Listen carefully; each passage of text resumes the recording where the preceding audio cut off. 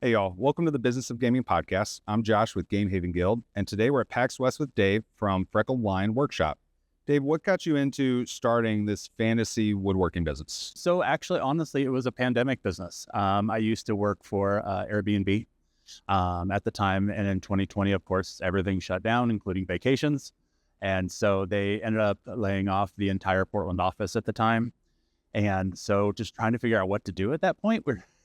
My wife was a preschool teacher at the time. So she was off for a few weeks, but then they actually put her back to work.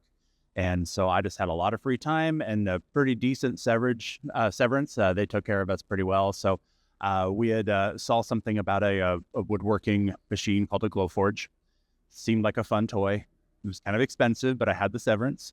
And we're like, maybe we can turn this into a business, make some cool little signs, whatever. We didn't really know exactly, but we decided to take the risk and go for it. So we ordered it and just started kind of playing around with it and learning the ins and outs. And then we started making, a few different little trinkets. And then probably our first big item that really took off was our D&D dice coasters. My son is a huge D&D player. I've dabbled. I never get time to play, but I've dabbled. And, coasters are always kind of a cool thing to have, especially when you're kind of, getting into that grown-up phase and you kind of want to take care of your more expensive furniture.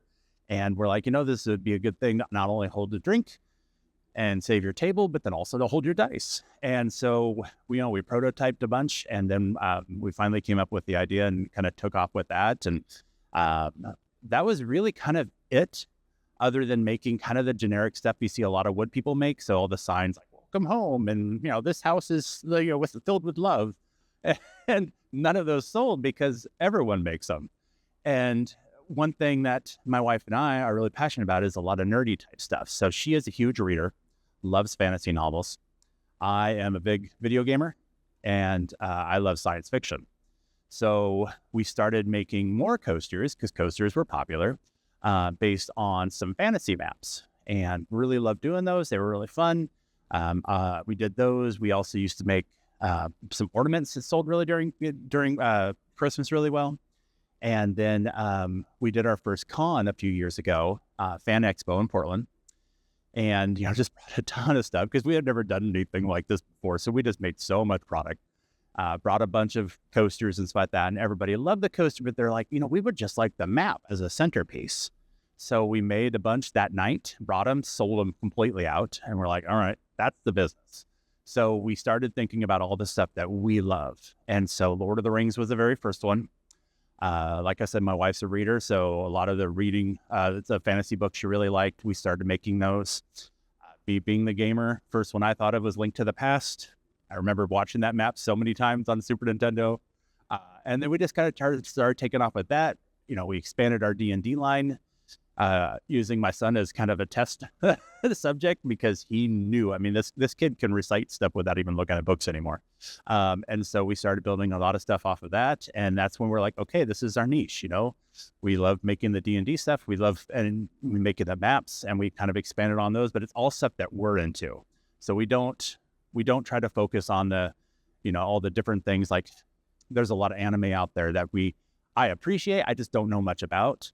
So we don't make that stuff because we want to be stuff that we're knowledgeable about and stuff that we are passionate about. So we do make a little bit of Studio Ghibli because it's Studio Ghibli. Who doesn't mind Studio Ghibli? And I've gotten them into it. But that's our biggest thing. It's what we're passionate about. And so that's where a lot of this stuff is going to come from. And the D&D stuff is just stuff we love anyways. Like I said, I don't get to play too much, but we're hoping to get more into that soon. Did you have much experience woodworking before that? Nick?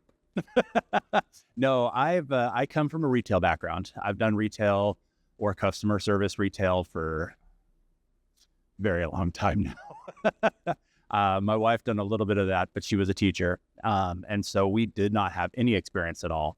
And that was one thing that we do credit when we got that Glowforge because it was I call it the Apple product of woodworking. It's very hold your hand, take these steps. It's very simple. And it's a great starting product, but once you get used to it and you're actually trying to use it for production, that's when you realize its limitations. So we had it for about a year. And then we got into the big Chinese lasers. They're like the size of your smart car.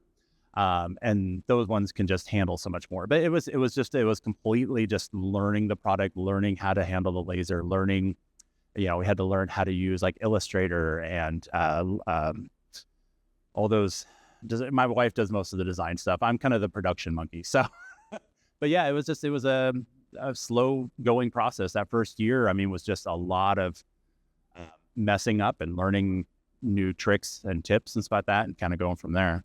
What are some products that you tried that you thought would do well, but really didn't? Yeah, all the cute signs, we used to make like ones that were like specific to states. So it said like home sweet home, and it'd be like the little state outline. And, we sold a couple, but just other than that, there's just so many products out there. If you go to Etsy and look that stuff up, there's so many out there. And so we're just like, we wanted to find something that was not being made a lot of, especially in wood. Because you can find dice coasters in like slate or acrylic and stuff like that, and they're very pretty. And we've kind of dabbled in acrylic now. We're kind of getting into that. But for us, it's like wood is such a natural, easy medium to work with. It smells great. Yeah, it's very durable, and it's a great product. So just a lot of the kind of the ones that we didn't think would do very well. And it's funny because nowadays we make maps and we're like, okay, this is going to be a great map because it's a really popular book. And we put it out there and then no one sells. And we're like, all right, maybe after this next con, we'll get rid of it. We'll go to that con and then we'll sell like 20 of them. And so we've had a lot of difficulty trying to figure that out. But it was really, mainly just the generic stuff was the stuff that doesn't sell. So now that we've kind of narrowed down what we make, we really kind of focus on that. That seems to be the bread and butter. In terms of the actual business and where you sell, how did that start from a thought of, okay, we're going to start this and we're going to do this to make sales, versus how did it actually end up? Yeah, we started on Etsy because that was kind of where everybody started. It's a very big website. It brings in a lot of traffic, and we actually still sell on Etsy. That is our number one sales channel still. We would love to, and we do actually have a website. We started a website right away, but it was not much of a retail site because no one came to it. It's definitely picked up since then, and we would love to slowly transfer to the point where Etsy is kind of a secondary, just because of all of the fees. Then we were mainly online for the first about 2.5 years, and then we tried a farmer's market because it's $20 to get in, very inexpensive. They do all right for us, but again, we kind of do nerdy stuff, and farmers market's not usually toured by a lot of nerdy people. You get few, but they're the ones who are actually looking for the laugh, live, love signs and stuff like that. And there was already 3 other people doing it. So we were like, okay.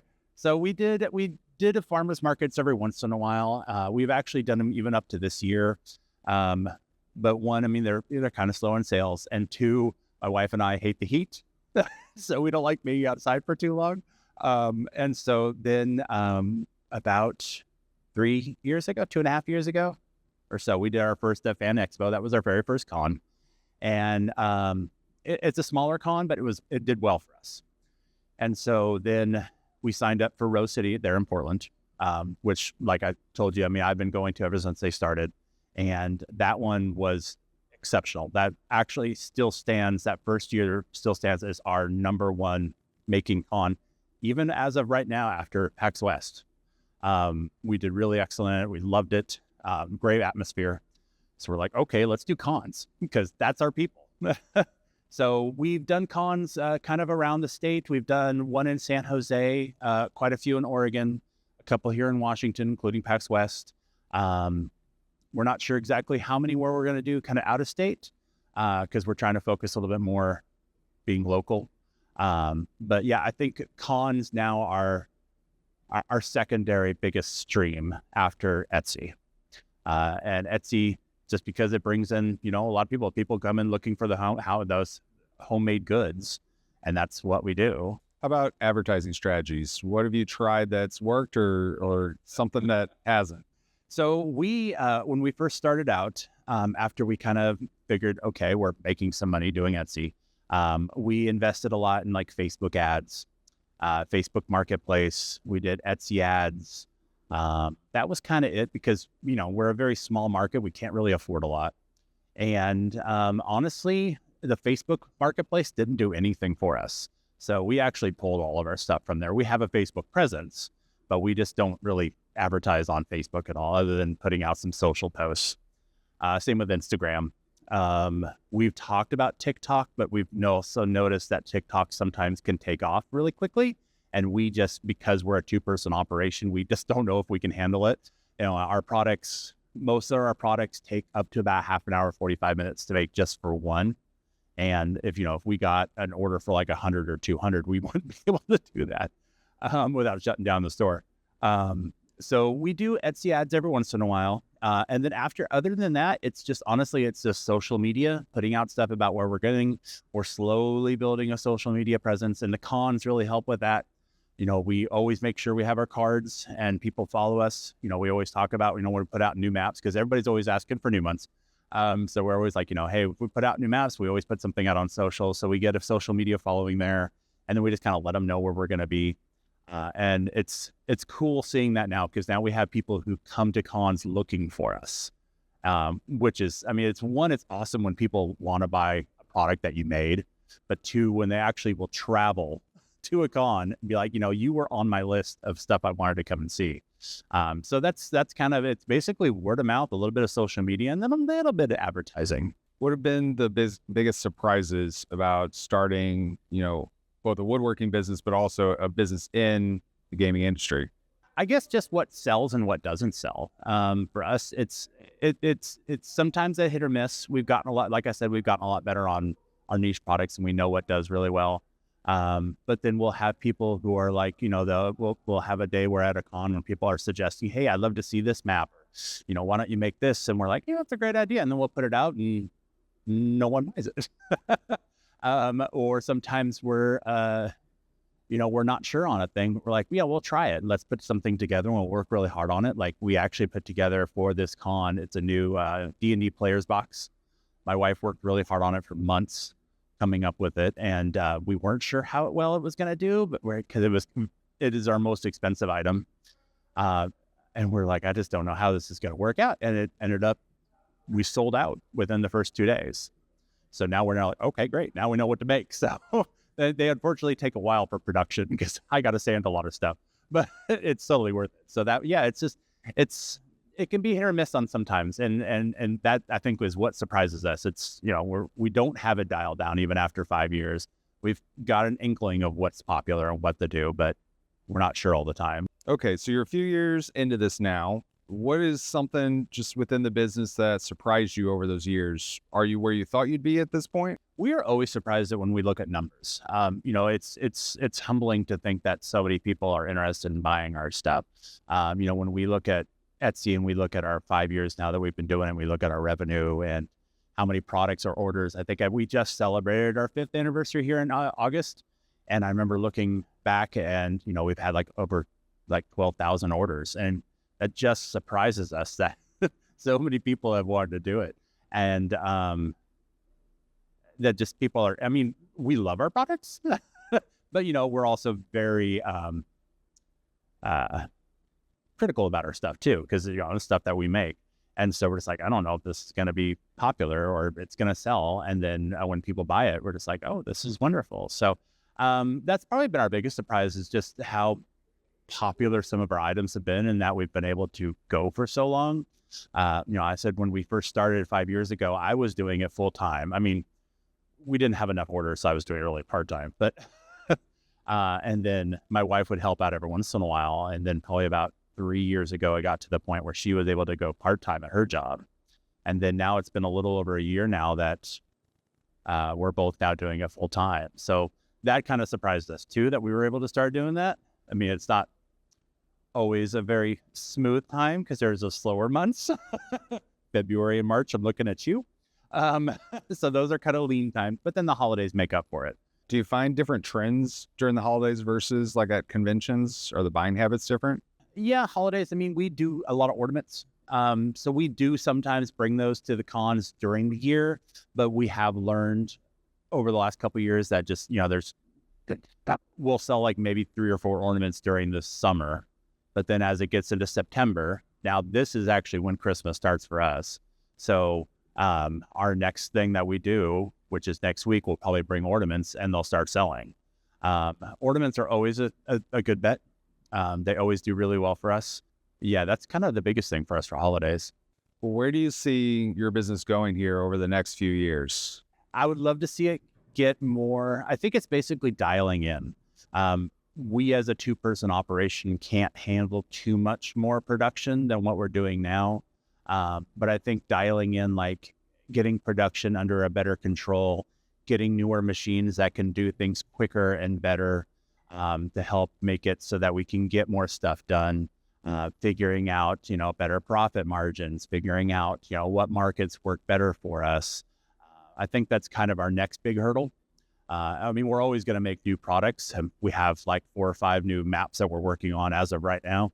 And then, like I said, we just put out that box. But I think it's really just kind of dialing in the business at this point. We're pretty happy with the products that we're making. It's just kind of getting everything dialed in better.